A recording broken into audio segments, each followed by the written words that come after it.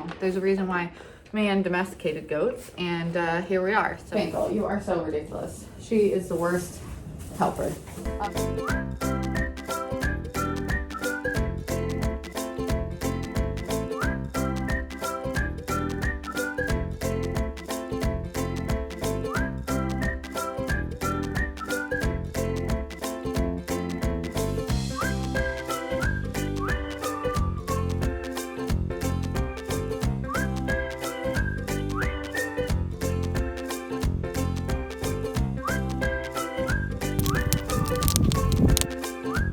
Hey guys, good morning and welcome back to Fable Hill Farm. It is around 7 o'clock Eastern Standard Time, 7 a.m. and I'm out here doing my morning chores, and I just wanted to show you something really cool that's happening.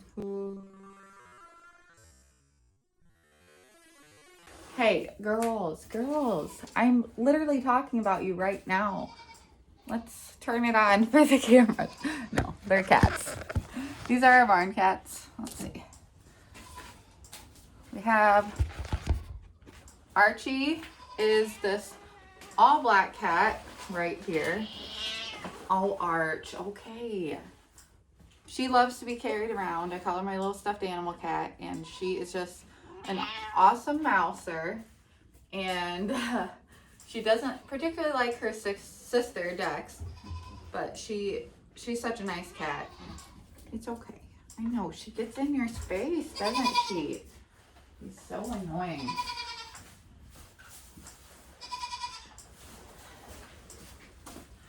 And this crazy one is Dex. Now, Dex is black and white. She has white whiskers, which is super cute. And she is a beautiful long-haired cat also. This is Archie's sister. These two cats haven't been in this barn together in a really long time, since last winter, and I didn't think that they would ever be in here together again. Archie's gonna have to get over it, but that's okay. They have the whole, outside and the world beyond. Huh, Arch? You're such good kitties. Yes, you are. Anyways, I got the girls their feed. They're all happily munching away. We have an outdoor hay feeder, and there's one indoors in like their general place where they'll all be living. Once we put up our kidding stalls behind us, which will be for kidding season, so this barn will be partially divided.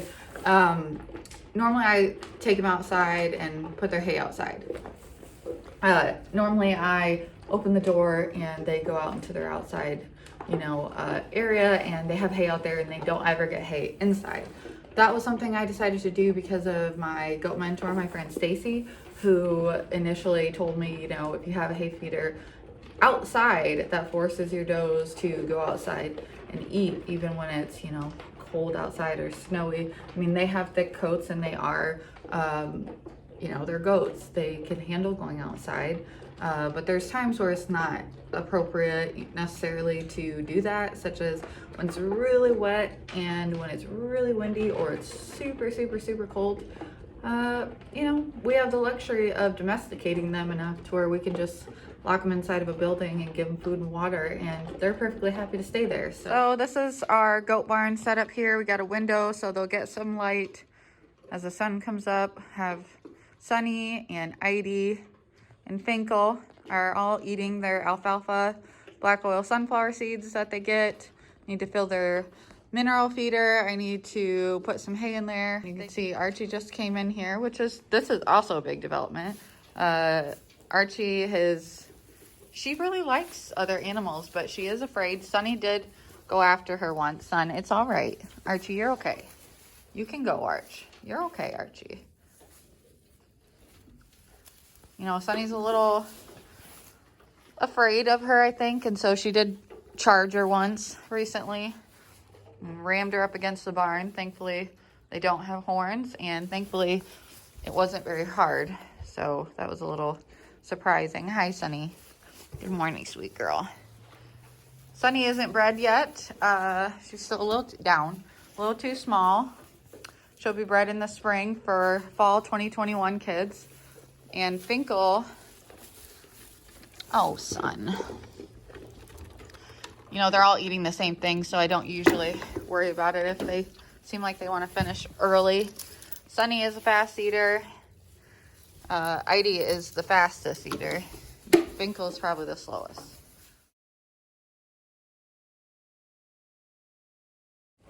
I've also got this jar of mullein. I know you can't really see it, the light's not great in here. Mullein is a plant that has a lot of benefits. Finkel is already trying to get this broom. Fink. Gotta hold on to the broom and the jar. Mullein has a lot of benefits as far as promoting respiratory health. I harvested and dried about a half-gallon jar's worth of mullein from the property this year, and I'm almost out of it actually. Next year I guess I gotta harvest more. So I've been using that in situations where like Sunny has developed a little bit of a dry cough, and that's just with weather changes, and she is a more immuno-challenged goat because she came from a different type herd than Finkel and Heidi, who both came from the same herd. So she just needs a little extra TLC, and I have some other videos I'll link down below if you want to see some of the holistic things I've done to treat Sunny's immune system and respiratory system. We are wanting to get her as healthy as possible before she gets bred, and she's definitely improved a lot, and overall she's, you know, doing really good. She's a healthy animal, but she is a bit sensitive to this respiratory conditions, like having a lot of rain or things of that nature. I'm going to be giving the goats this mullein in their water, just straining the water out and then adding some oregano oil to it. And I have a heated water bucket. It's a 3-gallon heated bucket in here, and that'll be their water for the day until we have a two-way lock on this door that goes from the goats living quarters to the feed/milk room. Eventually I want to put like a Dutch style door, you know, 2 doors, so I can open the top and be able to look in without them getting out. But I think we'll even do a little hallway or something right there to have another gate. Goats are unbelievable escape artists, and luckily goats want to stay with the herd, so they're not gonna go far. But the one place you 100% don't want any of your livestock ever getting into is your feed room. So what I do every day or every couple of days, depending on what it looks like and what my schedule is like in the morning, I sweep this side of the barn, and then I kind of do a spot cleanup of goat berries, goat poop on this side of the barn where there's actually all this bedding. There's sand, and then there's pine shavings, and then straw, and then I layer pine shavings and straw or wasted hay if it's dry in here where there are any really wet spots, and then it stays.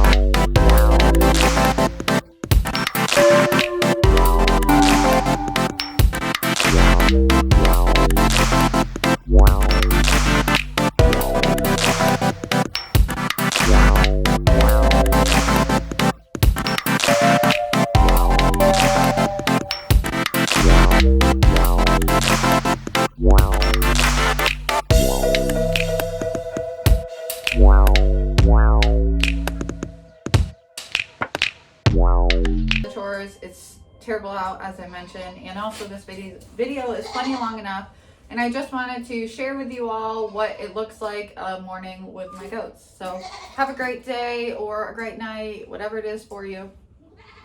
Thank you guys for watching. I've got so much awesome content coming out. It's just, you know, realistically, mom life comes first and farm life, and so it's quite a balance with a 1-year-old. But I do my best, and I appreciate all of you who watch my videos. If you're new and you haven't subscribed, please subscribe. Hit the notification bell so you find out when I post new videos. I've been trying to do them once a week. I'd like to do them twice a week, but no formal commitments yet to be made on that. So thank you guys for watching. I love hearing from you and connecting with you. And if there are videos that you would like to see relating to either raising livestock holistically, raising goats in particular, Nigerian dwarf goats, from a more holistic, natural perspective, this is definitely the channel for you. If you're interested in doing the same with poultry, it's worked well for me, and I'm no expert by any means, but I have a background in natural health, and I love to share that with people. Also, just in general, Muscovy ducks, chickens, we got meat chickens, you know, will be coming in the spring, hatching chicks, all that fun stuff. So leave me a comment. I love to hear from you. Thank you guys for watching. I will see you in the next video. Bye.